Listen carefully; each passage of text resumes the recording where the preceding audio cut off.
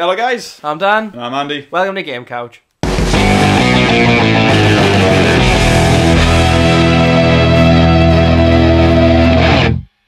hello there. Today we're going to be taking a look at Ubisoft's latest offering, the Island Paradise Hellhole adventure game, Far Cry 3. Yes, we are, but before we get into any potential spoilers, as usual, here's a quick rundown of what we thought. Rock Island, where the game is set, is a beautiful, fun sandbox with lots to do and is so vivid and alive it ends up becoming a character in itself. While the story is far from original, it's presented well and it serves its purpose decently. Vaas, the main villain, may be one of the creepiest and coolest baddies we've seen in the game for a long time. As well as the main story missions, there's plenty of fun and distracting side quests. Exploring the world is very rewarding with lots of interesting things to find and useful items to plunder. The drug-induced hallucination sequences are very surreal, they'll stick with you for a while. Let's face our insanity and see where we end up. So the game opens with a montage of holiday videos featuring our main character Jason Brody, his two brothers and a gang of friends, enjoying drinking, dancing and skydiving. It's at this point we realise that Jason himself is being forced to watch these videos back on his own phone whilst tied up inside of a bamboo cage. It seems that at some point after the skydive, Jason and his brother have been taken prisoner by the self-proclaimed pirate lord Vaas. We'll get to him a little later though. After that you break free, Vaas shoots Jason's brother and kills him. Jason escapes into the jungle to be rescued by a rebel and honorary member of the local Rakyat tribe called Dennis. Let's talk a little bit about Jason himself, because as far as heroes go, he's one of my favourites this year. Why? Well, after agreeing to help the local Rakyat tribe fight off Vaas's pirates whilst looking for his friends, you might think that in true open-world adventure style, the locals would come to regard him as the chosen one and rally behind him as the only one who can save the day.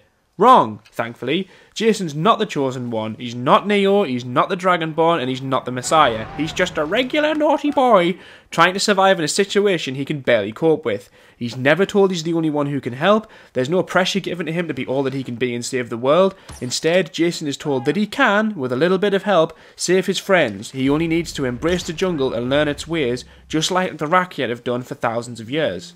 This gives the skill trees some reasonable context. As you progress, you gain experience, which you can use to buy skills from either the heron, shark, or spider skill trees.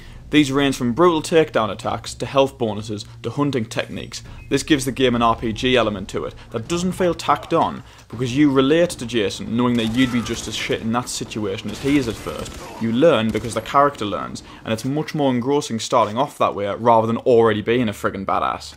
Rook Island, as we said above, is beautiful and alive, save the occasional screen tear on the 360 version, and much in the same way of Skyrim, it feels like there's something going on even when you're not there.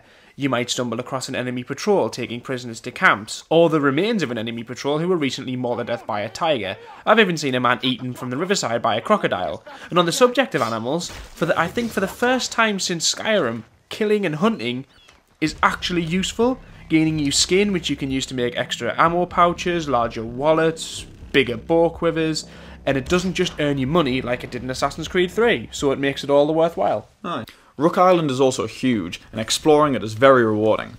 As well as the animals, you can collect plants. These can be used to make medicine to heal yourself, or to help you hunt more animals. More than that, this place has history and depth. There are dozens of old World War II bunkers full of ammunition stocks, and collectibles such as lost letters. These letters contain stories and thoughts, mainly from Japanese soldiers who were serving on that island. Most are interesting to read, and some are quite dark and disturbing recollections of what's been happening. Others are heartbreaking love letters that were never delivered. As we said before, Far Cry's baddie Vaas might be one of the creepiest fucking villains in a game for a long time. He's unquestionably one of the most sadistic and insane, yet utterly likeable. This is partly down to the voice actor himself, and partially down to the game's overall writing style. Far Cry 3 is a very dark game, but it's full of weird and wonderful characters that will, from time to time, make you laugh.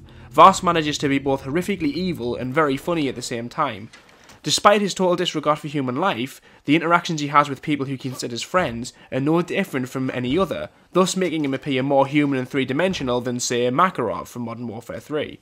An interesting point about how they made Vaas, and it started with his definition of insanity speech. This is one of the first games where they actually captured the facial animation, body animation, and the audio at the same time. Yeah. And they did it with Vaas, and it worked so well and looked so natural that they just stuck with it. Yeah, I think as well with Vaas, that level of detail and characterization comes across really well, and I think it's one of the reasons why he's so terrifying to watch on screen. Aye. Far Cry 3 is a surprisingly fleshed out game. As well as having a massive single player experience, it has a fully voiced and fully animated co-op mode. Set 6 months before the main game, it features 4 characters on a mission to hunt down their captain who effectively sold them out to pirates. Whilst the co-op mode is much more linear than the single player, it's still entertaining and it still can get quite hectic when the gun battles get a bit frantic. Much like the game's competitive multiplayer and RPG elements, it doesn't feel tacked on, it does feel like an actual integrated part of the game, and it is effective to the game's plot. Far Cry 3 is a collection of different gaming elements so well executed when they're brought together it works brilliantly as a whole. As we record this review, I'm not even halfway through the story, and there's a very good reason for that. Far Cry 3 is hugely fun. It's very well paced with lots of action broken up occasionally by the bizarre yet wonderful drug-based hallucination sequences. More than that though, you'll find yourself wandering about, hunting to gather much needed hide to carry more gear, exploring underwater caves, or taking out an entire enemy stronghold without ever being detected. It's just so much fun to get lost in. To wrap up, Far Cry 3 sits in our top games of the year list. It's the complete package of something for everybody, with absolutely no dull moments, and is a vast improvement from Far Cry 2. We highly recommend you buy it, and experience this beautiful island war zone for yourself. Cheers for watching, guys. That was Far Cry 3. Don't forget to subscribe, check out our older stuff, and if you've got any requests for any videos you want to do in the future, or any thoughts on the games that we've covered so far, stick them in the comments underneath. Please check us out on Facebook and Twitter for any updates and to see what we're doing outside of the channel. See you later. Bye!